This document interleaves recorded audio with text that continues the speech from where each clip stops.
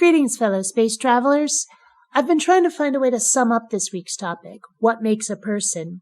And it always seems to come out wrong, or in ways I just know somebody will twist meaning-wise, starting a battle of clarification and accusation. Been there far too often, and it's no fun at all. But I'm going to attempt to sum this up anyway. First of all, there wasn't a lot of disagreement on a macro scale. We differed on some things, but there was definitely a convergence of positions. I almost wish we had someone whose point of view was radically skewed from the rest of us, a huge shift in paradigm that sparked a real debate. But as I say, there were a few points of contention, a few places where my initial premise had left out key data points which others patched in.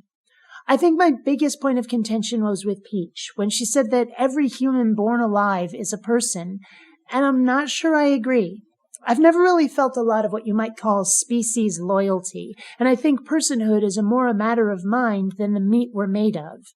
I find it difficult to classify as a person any entity with whom you cannot get personal, and if a human has been born so mentally impaired that a personal relationship is impossible, that their own self-identification as an individual is impossible, well, call me cold-blooded if you like, but by the most technical, unemotional, impartial viewpoint I can reach, I find it somewhat inaccurate to apply the person designation. It's like the airline crash scenario that D-Landing Cole brought up, with yourself, a human in a persistent vegetative state, and a chimpanzee as the only survivors. You can only care for one, and you have to choose. If I knew for 100% certain that the human wasn't ever going to be conscious again, I'd care for the chimp.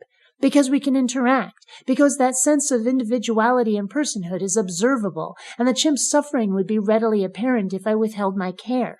By comparison, the brain-dead human is just meat with no mind. Like I said, I don't feel a lot of species loyalty, and the one I'd save in this scenario is the one who would benefit more above any other factor, and the chimp has far more personhood than a human body with nothing left but autonomic functions. But don't get me wrong, leaving that human to die would probably haunt me from time to time, and knowing they couldn't have been healed wouldn't help. But I'd be haunted by the individual, not by the human, if you see what I mean.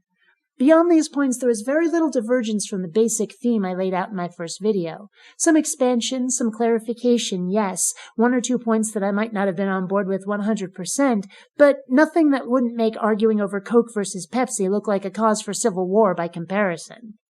And with that, we look to Sketchy White Dude for our next topic. Until next time, fellow space travelers. Reading videos has been found to cause fresher breath, enhanced metabolism, and greater sexual magnetism.